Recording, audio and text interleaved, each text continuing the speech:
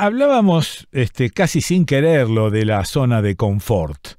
¿Y qué es la zona de confort? Es un lugar donde, bueno, te sentís bien, también puede tener un correlato en las ideologías, ¿viste? Te empezás a armar una ideología hasta que llegás a una zona de confort y después no la ponés más en tela de juicio, ni la tocas ni nada, te transformás en un pelotudo que no puede pensar algo nuevo por no salir de la zona de confort. A ver, Sonia Tesa, ¿cuál es tu zona de confort si la hay? No, o sea, no la puedo identificar, al contrario, estoy pidiendo a gritos una zona donde pueda estar cómoda, un poco de zona de Qué confort. No maravilla, logro identificar qué una maravilla. zona de confort, pero bueno, entiendo a qué se refiere. Sí, sí, sí, me refiero a que también cuando no ponemos en tela de juicio nuestras propias ideas, no las revisamos, esto también es una zona de confort. ¿Vos estás permanentemente peloteando tus propias ideas o no? Y mira, lo intento, lo que no quiere decir que lo logre, porque a Ah, veces una cree que está sí, digamos, en posición de debatir con otros, en posición de flexibilizar lo que piensa, en sí, posición de encontrarse en la diferencia y en realidad las estructuras son muy rígidas. Eso no te lo puedo negar. sí, sí, bueno. Y en materia de periodismo y en materia de tus investigaciones, vos tenés un camino, no te digo que sea una zona de confort, pero tenés un camino, tenés un par de rieles a través de los cuales vas, digamos, periodisteando. Sí, es un camino que debo, debo decir, sin, no me gusta mucho jactarme de nada, pero que empecé cuando no era nada confortable, Ah, porque empecé a trabajar esto cuando no era un tema ni fácil ni de moda, sí. y que ahora, digamos, que después vino el 2015, el Ni Una Menos, la Ola Verde, y Ah, medio que se puso, no quiero hablar de modas, pero medio que se hizo un poquito más fácil hacer ese tipo de periodismo, y ahora está de nuevo complicado, ah, porque bueno, vos sabés, desde los sectores por ahí más progresistas acusan al feminismo de tener la responsabilidad de que la ultraderecha haya llegado al gobierno, por ejemplo. no, no, no, Eh, ¿quién es el que, o quiénes son los que acusan eso? Un disparate. y hay un par de personajes muy de periodistas, no sé si la palabra es periodistas, pero de personas que están a cargo de canales de streaming, que Ajá. dicen eso, que el progresismo y el feminismo fueron los responsables de que el peronismo perdiera las elecciones. Y el feminismo aparece siempre ahí, como que la crítica que a mí me resulta un poco insólita, ¿no? Pero Sí. la crítica al gobierno de Alberto Fernández es que haya sido demasiado feminista Ah, y por eso se perdieron las elecciones. Y yo realmente tengo unos pensamientos tan diferentes a eso. Creo que feminista hubiera sido reconocer a las que cuidan, feminista hubiera sido reconocer económicamente, digo, correcto. feminista hubiera sido darles un reconocimiento económico a todas las cocineras comunitarias que tiene este país y que Sí. ahora directamente son acusadas de ladronas por la ultraderecha, pero que son las que sostienen el entramado social, que son las que en este momento, cuando el gobierno nacional no está enviando alimentos, rebuscan de donde se puede para poder dar un plato de comida. Feministas hubieran sido otras cosas, eso es lo que pienso yo, pero Ujú. bueno, Mm. yo soy nada más que una periodista ya con unos años que hace mucho que creo que no se trata el feminismo solamente de hablar con la E, aunque es muy importante incluir todas las existencias, sino que se trata de cuestionar las estructuras de una Claro, sociedad, ¿no? claro, claro. Que feminista hubiera sido tener una ley de humedales y Mm. hacerla cumplir, porque los territorios tampoco se pueden explotar como si fueran cuerpos, ¿no? Pero bueno, me estoy yendo por las ramas, creo No, que de no, lo que no, me pero está bien, preguntaste. pero explícame cuál puede ser la relación entre el problema del feminismo y el problema de los humedales. Bueno, hay toda una corriente que es el ecofeminismo, que Ajá. tiene autoras que lo han venido desarrollando, que plantea que el sistema patriarcal, capitalista, Ah, vamos, extractivista, sí, ok. tiene la misma explotación sobre cuerpos y territorios, Muy y bien, que sí. tiene esa misma relación de explotación, de extractivismo, de uso indiscriminado de los cuerpos de las mujeres, de los niños, y Mm, acá va el tema que por ahí hoy quería hablar con vos, que el que tiene con los territorios. Entonces, una ajá, ley de humedales, una ley de bosques que se cumpla, una ley de manejo del fuego, lo que hacen es proteger los territorios de ese sistema extractivista, correcto, capitalista, sí. que los explota y no solo que los explota, que los deja Mm, exánimes y los deja sin eh, más riquezas, digamos, porque no es explotación, pero sobre todo es además vaciamiento. claro, Entonces yo digo, feminista también es eso, un gobierno feminista es un gobierno que va por la justicia social, esos, pero de la justicia social no como consigna, sino por la distribución de la riqueza, por el no extractivismo. Entonces, ahí es donde no puedo para nada coincidir con que fue por muy feminista que claro. perdió Mm, el peronismo. sí. Bueno, no, me llevaba a pensar rápidamente en algunas cuestiones que estuve escuchando en los últimos días. No sé si es un preparador físico, no sé si es un técnico de algún equipo de fútbol, que estuvo criticando que en el VAR, por ejemplo, y aparte tan obvio lo que decía el tipo, ¿no? Que en el VAR hubiesen mujeres. Y entonces creo que un periodista le pregunta, pero a ver, ¿por qué no aclara esta posición? El tipo dijo, no, bueno, yo tampoco quiero empezar a hablar mal de las mujeres, pero no es una mujer la que tiene que definir si la jugada fue válida o no. La verdad que era tan patético y tan gracioso que no necesitaba que nadie viniese a enmendarle la plana, la enmendaba él solo. Sí, me hace acordar, yo lo leí, lo escuché, pero sobre todo leí la noticia y me hace acordar a un dirigente gremial ya fallecido de la ciudad de Rosario que dijo que las mujeres no podían manejar camiones en el siglo XXI. Y uno dice, Está es la bueno. realidad lo que a este señor lo desmiente, porque cada vez hay más pibas que juegan al fútbol, porque Sí, cada vez hay sí, más pibas que estudian para ser árbitras y porque a esas pibas nadie les va a poder decir esto no es para vos, claro. porque ellas ya saben que es para ellas también. Entonces lo que desmiente a este señor, además de cualquier digamos, razonamiento lógico, es la realidad de todas las pibas que ya se apropiaron de la práctica del Sí, fútbol, de la posibilidad de ser árbitras.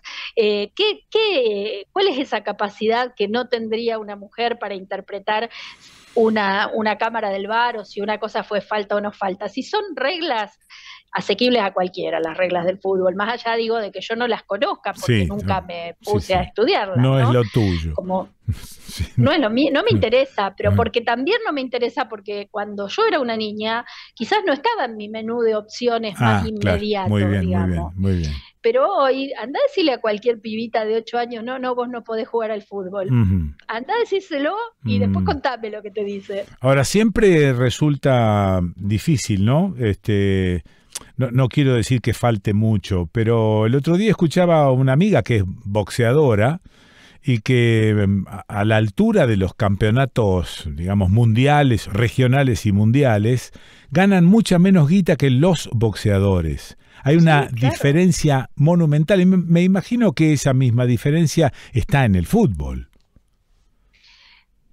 Mira, yo creo que vos decís, no quiero decir que falta mucho, sí falta muchísimo, yo creo que falta muchísimo y creo además que esto que pasa, creo, digo, es en un hecho concreto.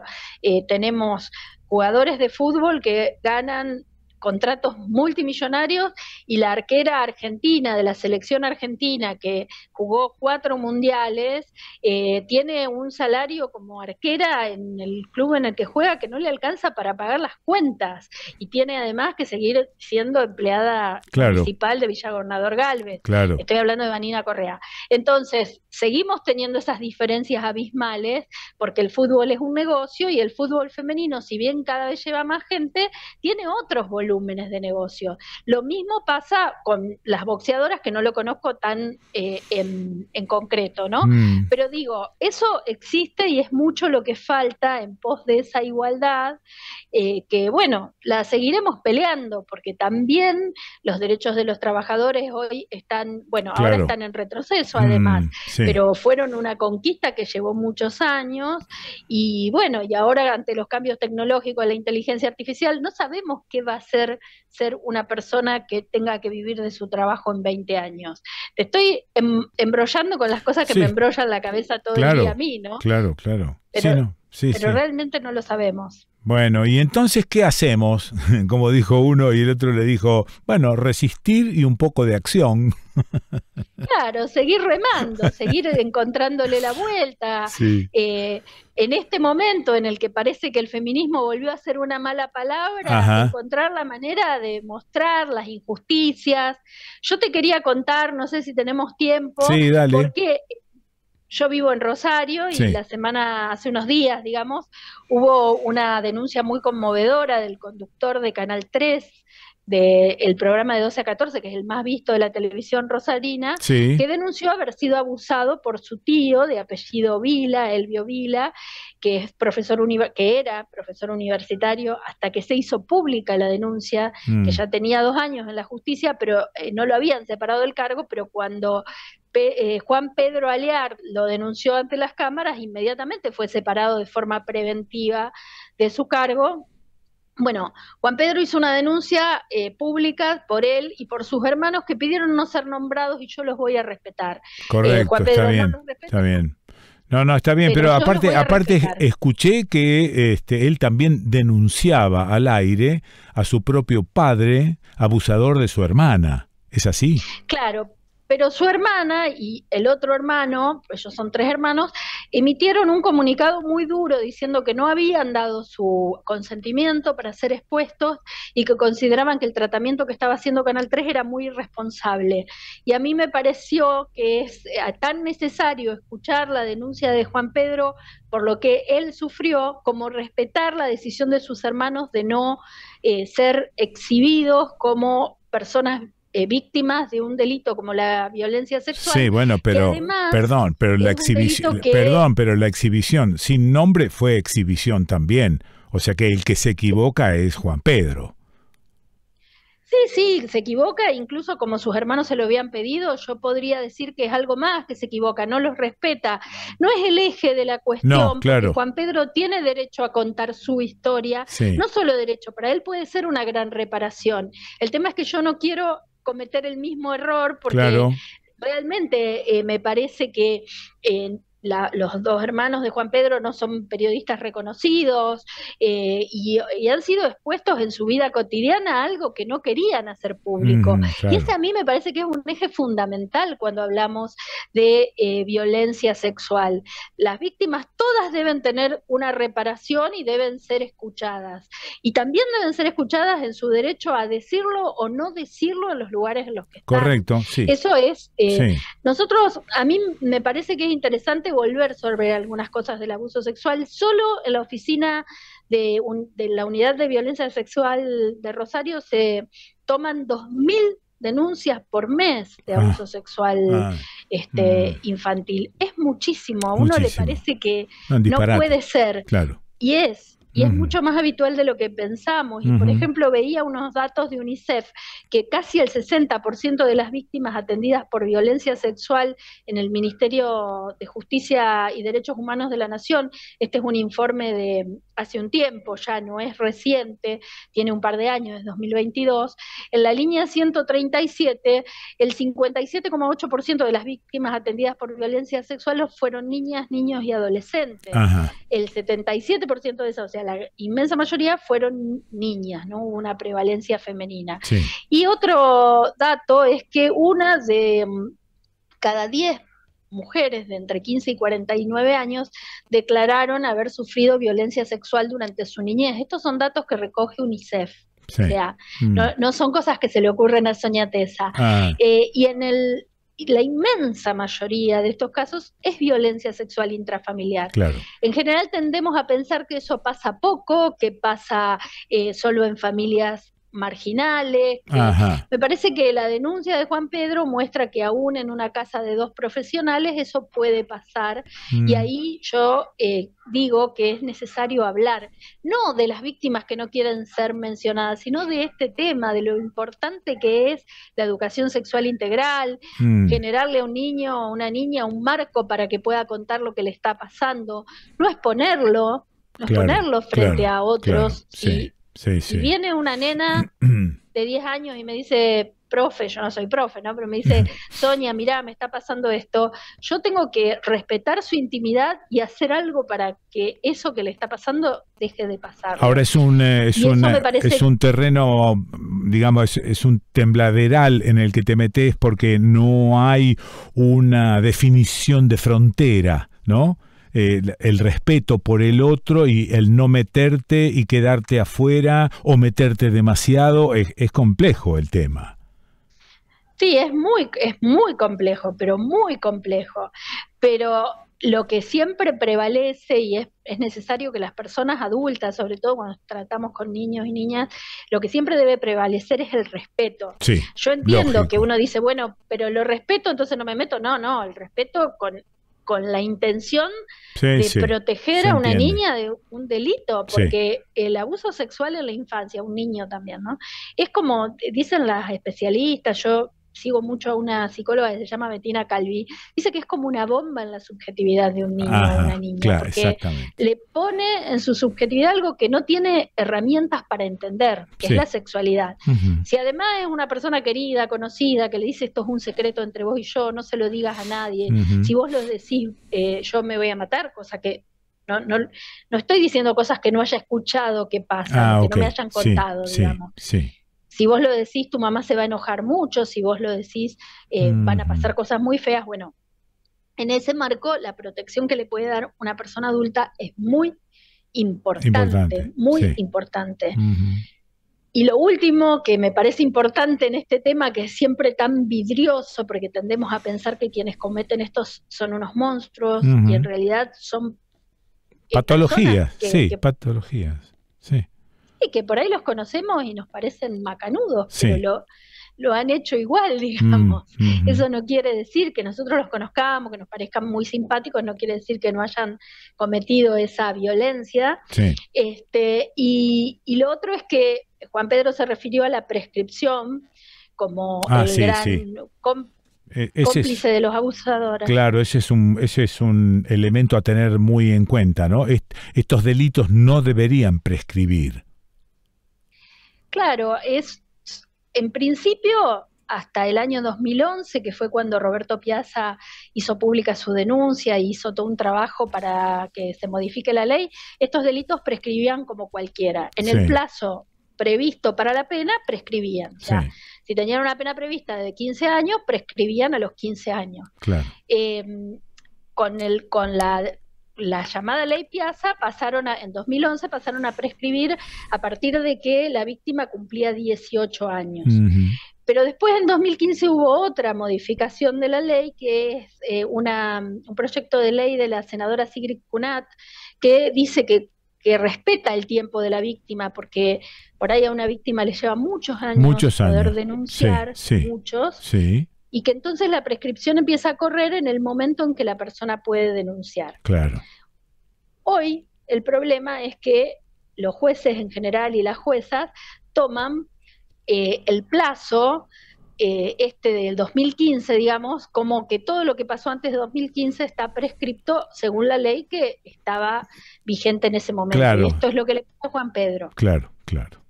Bueno, tema Sí, no sabía al principio de nuestra charla que querías tratar este tema. Por eso, cuando me dijiste tengo tiempo, sí, claro que tenés tiempo, porque yo me equivoqué y debería haberte preguntado, ¿de qué querés hablar hoy vos? Y no llevarte para otro lado. No, bueno, a mí siempre me gusta charlar con vos, entonces me voy por la rama. Bueno, te mando beso grande. Abrazo enorme. Chao. La escuchaste a Sonia Tesa. ¿Y dónde la escuchaste? ¿Y dónde vas a escuchar a Sonia Tesa? La escuchaste en el Desconcierto.